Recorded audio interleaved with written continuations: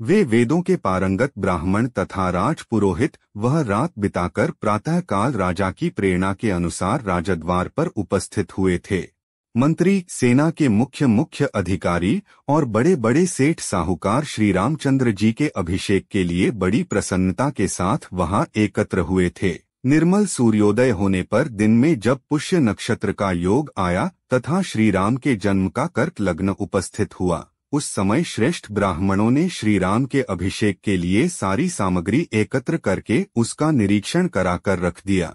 जल से भरे हुए सोने के कलश, भली भांति से सजाया हुआ भद्रपीठ, चमकीय व्याघ्र चर्म से अच्छी तरह आवृत रथ, गंगा यमुना के पवित्र संगम से लाया हुआ जल, ये सब वस्तुएं एकत्र कर ली गई थीं। इनके सिवा जो अन्य नदियां, पवित्र जलाशय, कूप और सरोवर हैं तथा जो पूर्व की ओर बहने वाली गोदावरी और कावेरी आदि नदियां हैं, ऊपर की ओर प्रवाह वाले जो ब्रह्मावर्त आदि सरोवर हैं तथा दक्षिण और उत्तर की ओर बहने वाली जो गंडकी एवं सोमभद्र आदि नदियां हैं, जिनमें दूध के समान निर्मल जल भरा रहता है, उन सब से और समस्त समुद्रों से भी लाया हुआ जल वहां संग्रह करके रखा गया था। इनके अतिरिक्त दूध, दही, घी, मधु, लावा, कुश, फूल, 8 सुंदर कन्याएं, मदमत्त गजराज और दूध वाले वृक्षों के पल्लवों से ढके हुए सोने चांदी के जल पूर्ण कलश भी वहां विराजमान थे, जो उत्तम जल से भरे होने के साथ ही पद्म और उत्पलों से संयुक्त होने के कारण बड़ी शोभा पा रहे थे। श्रीराम के लिए चंद्रमा की किरणों के समान विकसित कांति से युक्त श्वेत पीत वर्ण का रत्न जटित उत्तम चवर सुसज्जित रूप से रखा हुआ था। चंद्रमंडल के समान सुसज्जित श्वेत छत्र भी अभिषेक सामग्री के साथ शोभा पा रहा था, जो परम सुंदर और प्रकाश फैलाने वाला था। सुसज्जित श्वेत वृषभ और श्वेत अश्व भी खड़े थे। सब प्रकार के बाजे मौजूद थे। स्तुति पाठ करने वाले वंदी तथा अन्य मागध आदि भी उपस्थित थे। इक्ष्वाकु वंशी राजाओं के राज्य में जैसी अभिषेक सामग्री का संग्रह होना चाहिए, राजकुमार के अभिषेक की वैसी ही सामग्री साथ लेकर वे सब लोग महाराज दशरथ की आज्ञा के अनुसार वहां उनके दर्शन के लिए एकत्र हुए थे। राजा को द्वार पर न देखकर वे कहने लगे, कौन महाराज के पास जाकर हमारे आगमन की सूचना देगा? हम महाराज को यहाँ नहीं देखते हैं। सूर्योदय हो गया है और बुद्धिमान श्री राम के यौवराज्याभिषेक की सारी सामग्री जुट गई है। वे सब लोग जब इस प्रकार की बातें कर रहे थे, उसी समय राजा द्वारा सम्मानित सुमंत्र ने वहां खड़े हुए उन समस्त भूपतियों से यह बात कही, मैं महाराज की आज्ञा से श्री राम को बुलाने के लिए तुरंत जा रहा हूँ। आप सब लोग महाराज के तथा विशेषतः श्री रामचंद्र जी के पूजनीय हैं। मैं उन्हीं की ओर से आप समस्त चिरंजीवी पुरुषों के कुशल समाचार पूछ रहा हूँ। आप लोग सुख से हैं न? ऐसा कहकर और जगे हुए होने पर श्री महाराज के बाहर न आने का कारण बताकर पुरातन वृत्तांतों को जानने वाले सुमंत्र पुनः अंतःपुर के द्वार पर लौट आए। वह राजभवन सुमंत्र के लिए सदा खुला रहता था। उन्होंने भीतर प्रवेश किया और प्रवेश करके महाराज के वंश की स्तुति की। तदंतर वे राजा के शयन गृह के पास जाकर खड़े हो गए। उस घर के अत्यंत निकट पहुंचकर, जहां बीच में केवल चिक का अंतर रह गया था, खड़े हो वे गुण वर्णन पूर्वक आशीर्वाद सूचक वचनों द्वारा रघुकुल नरेश की स्तुति करने लगे। ककुत्स्थ नंदन, चंद्रमा, सूर्य, शिव, कुबेर, वरुण, अग्नि और इंद्र आपको विजय प्रदान करें। भगवती रात्रि विदा हो गई। अब कल्याण स्वरूप दिन उपस्थित हुआ है। राजसिंह, निद्रा त्याग कर जग जाइए और अब जो कार्य प्राप्त है उसे कीजिए। ब्राह्मण, सेना के मुख्य अधिकारी और बड़े बड़े सेठ साहूकार यहाँ आ गए हैं। वे सब लोग आपका दर्शन चाहते हैं। रघुनंदन, जागिए। मंत्रणा करने में कुशल सूत सुमंत्र जब इस प्रकार स्तुति करने लगे, तब राजा ने जागकर उनसे यह बात कही, सूत, श्री राम को बुला लाओ। यह जो मैंने तुमसे कहा था, उसका पालन क्यों नहीं हुआ? ऐसा कौन सा कारण है जिससे मेरी आज्ञा का उल्लंघन किया जा रहा है? मैं सोया नहीं हूँ। तुम श्री राम को शीघ्र यहाँ बुला लाओ। इस प्रकार राजा दशरथ ने जब सूत को फिर उपदेश दिया, तब वे राजा की वह आज्ञा सुनकर सिर झुकाकर उसका सम्मान करते हुए राजभवन से बाहर निकल गए।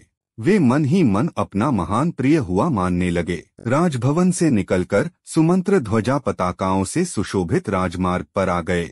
वे हर्ष और उल्लास में भरकर सब ओर दृष्टि डालते हुए शीघ्रता पूर्वक आगे बढ़ने लगे। सूत सुमंत्र वहां मार्ग में सब लोगों के मुंह से श्रीराम के राज्याभिषेक की आनंददायिनी बातें सुनते जा रहे थे। तदंतर सुमंत्र को श्रीराम का सुंदर भवन दिखाई दिया, जो कैलाश पर्वत के समान श्वेत प्रभा से प्रकाशित हो रहा था। वह इंद्रभवन के समान दीप्तिमान था। उसका फाटक विशाल किवाड़ों से बंद था। उसके भीतर का छोटा सा द्वार ही खुला हुआ था। सैकड़ों वेदिकाएं उस भवन की शोभा बढ़ा रही थीं। उसका मुख्य अग्रभाग सोने की देव प्रतिमाओं से अलंकृत था। उसके बाहर फाटक में मणि और मूंगे जड़े हुए थे। वह सारा भवन शरद ऋतु के बादलों की भांति श्वेत कांति से युक्त, दीप्तिमान और मेरु पर्वत की कंदरा के समान शोभायमान था। सुवर्ण निर्मित पुष्पों की मालाओं के बीच बीच में पिरोई हुई बहुमूल्य मणियों से वह भवन सजा हुआ था।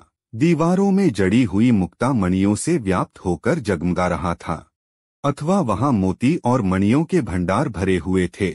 चंदन और अगर की सुगंध उसकी शोभा बढ़ा रही थी। वह भवन मल्याचल के समीपवर्ती दरदुर नामक चंदन गिरी के शिखर की भांति सब और मनोहर सुगंध बिखेर रहा था। कलरव करते हुए सारस और मयूर आदि पक्षी उसकी शोभा वृद्धि कर रहे थे। सोने आदि की सुंदर ढंग से बनी हुई भेड़ियों की मूर्तियों से वह व्याप्त था। शिल्पियों ने उसकी दीवारों में बड़ी सुंदर नक्काशी की थी। वह अपनी उत्कृष्ट शोभा से समस्त प्राणियों के मन और नेत्रों को आकृष्ट कर लेता था। चंद्रमा और सूर्य के समान तेजस्वी, कुबेर भवन केरु समान अक्षय संपत्ति से पूर्ण तथा इंद्रधाम के समान भव्य एवं मनोरम उस श्रीराम भवन में नाना प्रकार के पक्षी चहक रहे थे। सुमंत्र ने देखा, श्रीराम का महल मेरु पर्वत के शिखर की भांति शोभा पा रहा है। हाथ जोड़कर श्रीराम की वंदना करने के लिए उपस्थित हुए असंख्य मनुष्यों से वह भरा हुआ है। भांति भांति के उपहार लेकर जनपद निवासी मनुष्य उस समय वहां पहुंचे हुए थे। श्रीराम के अभिषेक का समाचार सुनकर उनके मुख प्रसन्नता से खिल उठे थे। वे उस उत्सव को देखने के लिए उत्कंठित थे। उन सबकी उपस्थिति से भवन की बड़ी शोभा हो रही थी।